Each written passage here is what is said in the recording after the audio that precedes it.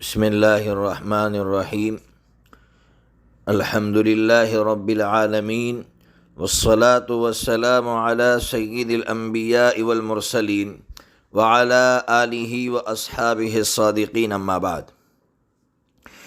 اس سے پہلے عمرہ کرنے کا آسان طریقہ اس عنوان سے ایک آڈیو ریکارڈنگ کروائی تھی، تو احباب کا اصرار تھا کہ حج کرنے کا آسان سا جو طریقہ ہے اس کو ریکارڈ کروایا جائے، اس لیے حج کا آسان طریقہ آپ کی خدمت میں پیش کر رہا ہوں۔ اچھی طرح سنیے، حج بہت آسان ہے، اپنے ذہنوں میں اس کو بٹھا لے کہ یہ کوئی مشکل عمل نہیں ہے۔ اب حج میں کیا کرنا ہے؟ سب سے پہلے جب 8 ذی الحجہ آنے والی ہو تو اپنے ہی روم پر جہاں پر آپ کو ٹھہرایا ہوگا، عزیزیہ میں یا دوسری جگہ، وہاں آپ کو غسل کر لینا ہے۔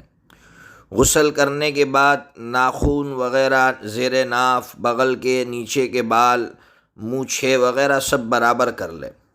غسل ہو گیا، غسل کے بعد احرام کی 2 چادریں آپ کو پہن لینی ہے۔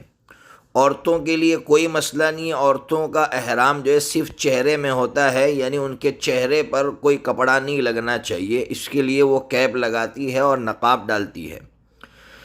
احرام ہو گیا، احرام کے بعد نفل نماز آپ کو 2 رکعت پڑھنا ہے۔ نفل نماز کے بعد اب نیت کر لے۔ نیت کیا کریں گے؟ آسان، اے اللہ میں حج کر رہا ہوں، اللہ تو اس کو میرے لیے آسان فرما اور اس کو میری طرف سے قبول فرما۔ بس اتنی سی دعا مانگنا ہے۔ دعا مانگنے کے بعد اب احرام کی پابندیاں، جیسے آپ نے یہ دعا مانگی تو گویا یہ نیت ہے، اب یہاں سے احرام کی پابندیاں شروع ہو گئی۔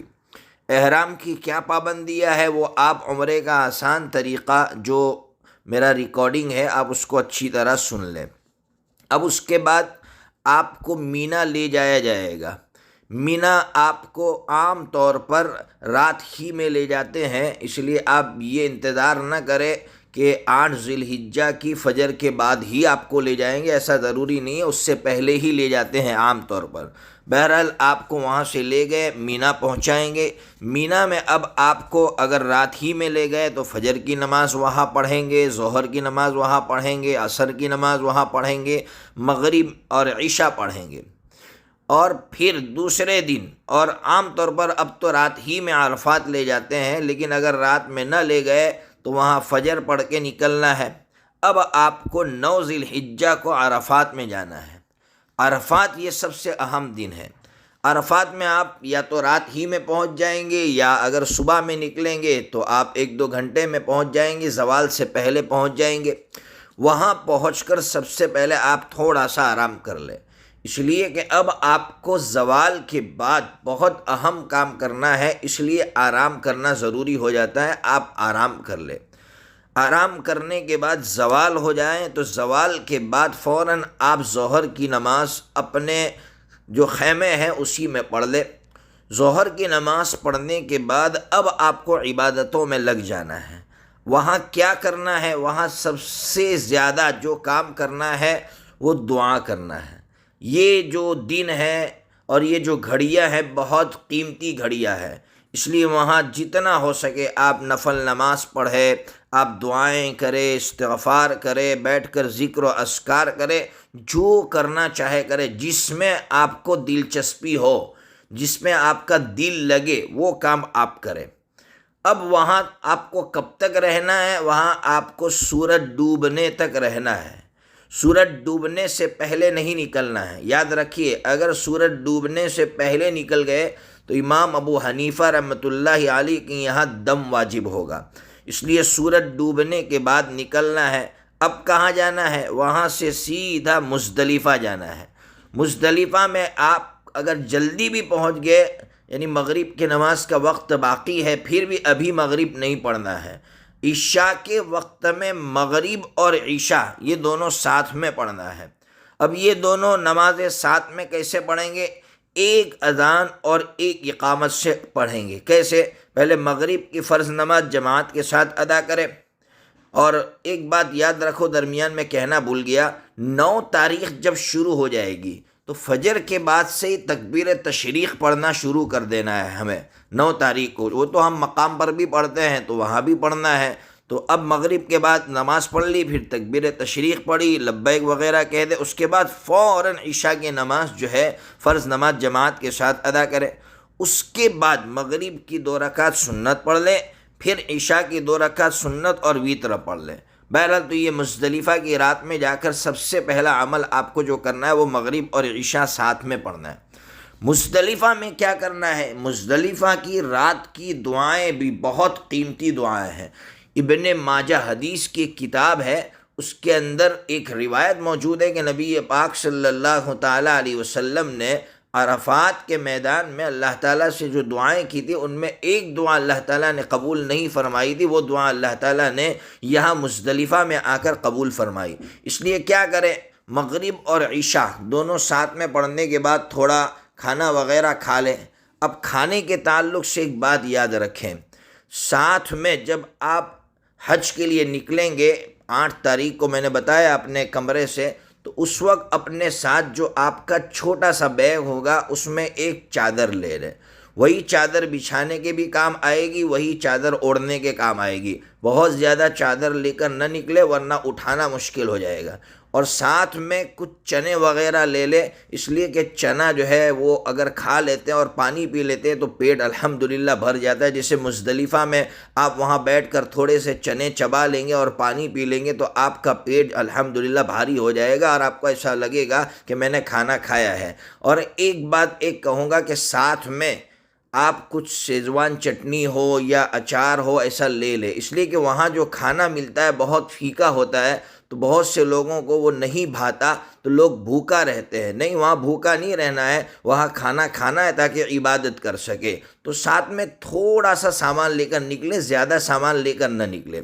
بہرحال تو مزدلفہ میں ہمیں وہاں عبادت کرنا ہے، تو میں نے کہا مغرب اور عشاء پڑھنے کے بعد تھوڑا سا کھانا کھا لے یا چنے وغیرہ چبا لے، پانی پی لے اور آرام کر لے۔ آرام کرنے کے بعد بہت جلدی اٹھ جائے، 2 بجے 2:30 بجے اٹھ جائے اور پھر عبادت میں مشغول ہو جائے، نماز دعا وغیرہ میں مشغول ہو جائے، بہت زیادہ وہاں رو رو کر دعائیں مانگے۔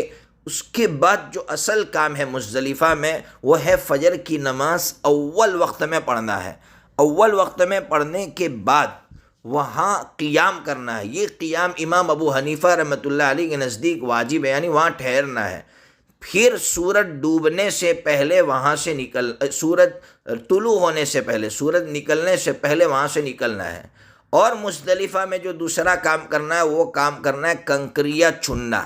کنکریاں ویسے تو 49 کی ضرورت ہوتی ہے، 49 کی، لیکن احتیاطاً زیادہ لے لے، 50 لے لے، 55 لے لے، 60 لے لے، تو چونکہ بیچ میں کہیں گر جائے ضائع ہو جائے تو اگر ایکسٹرا لی ہوگی تو وہ کام آئے گی۔ بہرحال اب مزدلفہ سے روانہ ہونا ہے۔ کب روانہ ہونا ہے؟ سورج ابھی طلوع نہیں ہوا ہے، ابھی نکلا نہیں، اس سے پہلے وہاں سے روانہ ہونا ہے۔ اب کہاں جانا ہے؟ مینا جانا ہے۔ اب یہ 10 ذی الحجہ کا دن ہے۔ یہ جو دن ہے اس دن میں ہمیں سب سے پہلے جو کام کرنا ہے وہ رمی کرنا ہے، یعنی شیطان کو کنکری مارنا ہے۔ ایک ہی شیطان کو کنکری مارنا ہے اس دن میں، جس کو بڑا شیطان کہتے ہیں ہم لوگ۔ تو بڑے شیطان کو 7 کنکریاں مارنا ہے۔ 7 کنکریاں مارنے سے پہلے سب سے پہلے بسم اللہ اللہ اکبر یہ کہہ کر کنکری مارنا ہے، اور دل میں یہ نیت کر لو یا زبان سے کہو کہ اللہ میں کنکری شیطان کو ذلیل کرنے کے لیے مار رہا ہوں اور اللہ تجھے راضی کرنے کے لیے مار رہا ہوں۔ بسم اللہ اللہ اکبر کہہ کر کنکری مارے، بس صرف ایک ہی شیطان کو کنکری مارنا ہے۔ کنکری جیسے ہی ماریں گے اب لبیک پڑھنا بند کر دیں گے۔ لبیک اب تک پڑھ رہے تھے لیکن اب لبیک پڑھنا بند کر دیں گے جیسے ہی بڑے شیطان کو کنکری ماریں گے۔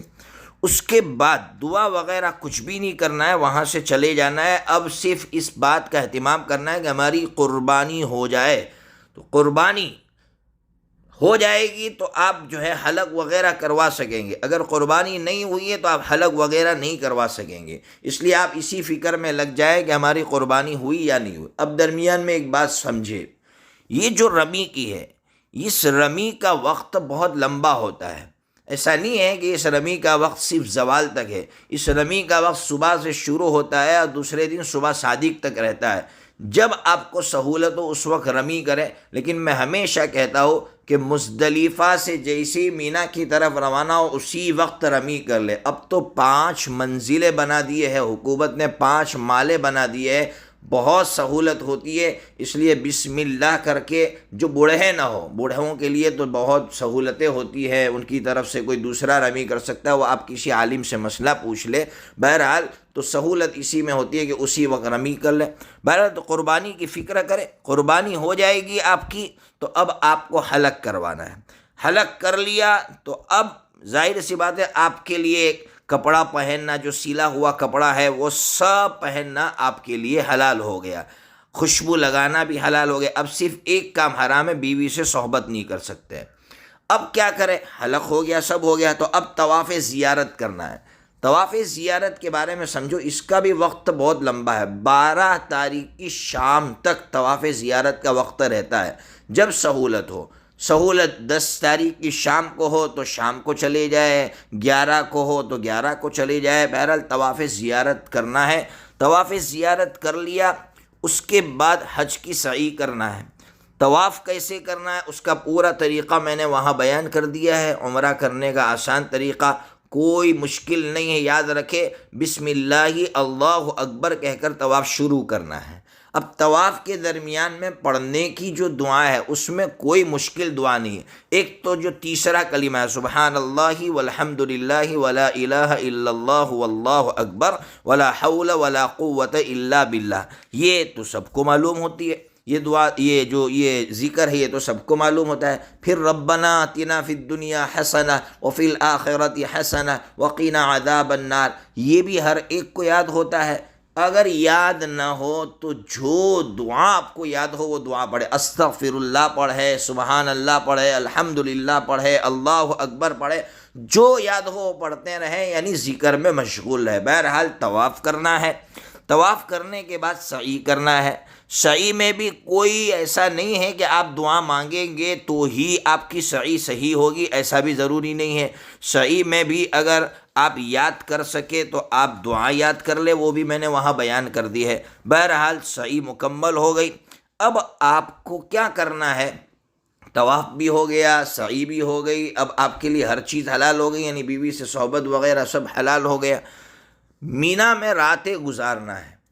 میں ہمیشہ کہتا ہوں کہ اگر یہ سب کام سے فارغ ہو گئے ہوں تو ہوٹل میں چلے جاؤ، اپنے بہتر ہوتا ہے، وہاں جا کر غسل کر لیا اور تھوڑے سے ریسٹ کر دیا، اپنے آرام کر دیا تو سہولت ہوتی ہے۔ پھر مینا میں رات گزارنے کے لیے آ جاؤ۔ مینا میں رات گزارنا سنت ہے، اس سنت کو ہم نہ چھوڑیں۔ ہاں کوئی معذور بندہ ہو تو وہ مستثنیٰ ہے، وہ اگر وہاں قیام نہ کرنا چاہے تو بات الگ ہے، لیکن ہمیں کوشش کرنا چاہیے کہ ہم جو ہے مینا میں قیام کریں گے، اس لیے کہ وہاں کی راتوں کا قیام امام ابو حنیفہ رحمۃ اللہ علیہ کے یہاں سنت ہے، اس کے علاوہ بعض ائمہ کے یہاں واجب ہے، اس لیے اس کا اہتمام کریں۔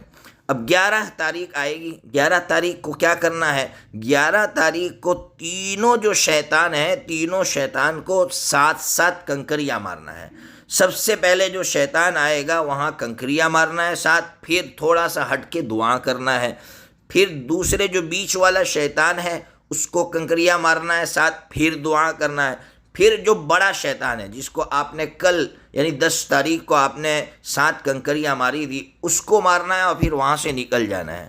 یہ جو 11 تاریخ کی رمی اس کا وقت زوال کے بعد شروع ہوتا ہے، اس لیے زوال کے بعد ایسا نہیں ہے کہ فوراً ختم ہو جائے گا، اس لیے زوال کے بعد آپ کو جب سہولت ہو، عصر کے بعد عام طور پر کم بھیڑ ہو جاتی ہے یا رات کو بھیڑ کم ہو جاتی ہے تو رات کو کریں۔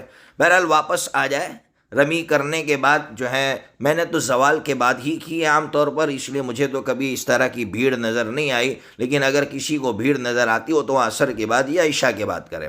اب یہ 11 تاریخ کا کام مکمل ہو گیا۔ اب 12 تاریخ کو بھی آپ کو زوال کے بعد 3 شیطانوں کو جو ہے کنکریاں مارنا، اس میں بھی اسی ترتیب سے مارنا ہے، پہلے کو 7 پھر دعا کرے، پھر بیچ والے کو 7 پھر دعا کرے، پھر تیسرے والے کو مار کر وہاں سے نکل جائے۔ یہ آپ کا حج مکمل ہو گیا۔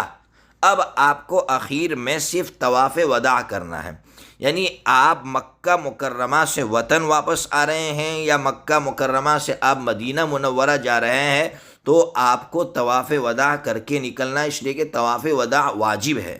ہاں، جو حائضہ عورت ہوتی ہے اس سے طواف وداع ساقط ہو جاتا ہے، اگر وہ نہیں کرے گی تو اس پر کوئی دم بم نہیں آئے گا۔ یہ آپ کا آسان سا حج ہے، اس لیے دماغ سے نکال دیں کہ مجھے یہ دعائیں مانگنی پڑے گی اور اس کے بغیر میرا حج نہیں ہوگا۔ نہیں نہیں، آپ اگر دعائیں یاد کر لیتے ہیں تو اچھی بات ہے، نہیں یاد کریں گے تو جو ذکر یا جو دعا آپ کو یاد ہو اس دعا کو دل سے مانگے، اصل دل سے مانگنا ہے۔ اللہ تبارک و تعالیٰ سے ہم دعا کرتے ہیں کہ اللہ تبارک و تعالیٰ ہر حاجی کے حج کو آسان سے آسان تر فرمائیں۔